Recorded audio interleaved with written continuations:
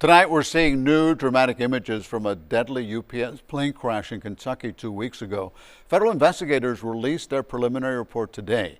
CBS News Miami's Kris Cleave tells us they're focusing on the left wing, which lost an engine just as the plane took off.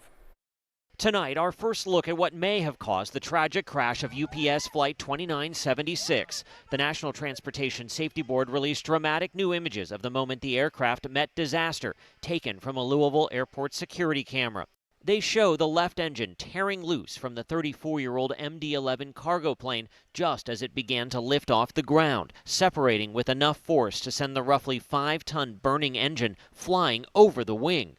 With its wing on fire, the jet struggles to climb, reaching only about 30 feet before its landing gear hit a warehouse and the plane slammed into the ground, igniting an inferno fueled by the more than 250,000 pounds of fuel for its flight to Honolulu.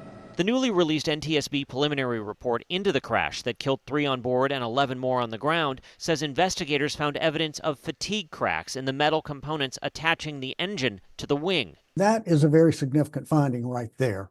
That's what caused the engine to separate. Former NTSB Chair Robert Sumwalt. Think of a paper clip. When you take that paper clip and go this way and that way and this way and that way, eventually it's going to break. And that's basically what metal fatigue is doing. Following the November 4th crash, the FAA grounded all remaining MD-11 and DC-10 aircraft pending inspections. UPS says it continues to grieve the lives lost in the crash and will fully support the investigation. Kris Cleave, CBS News, Houston.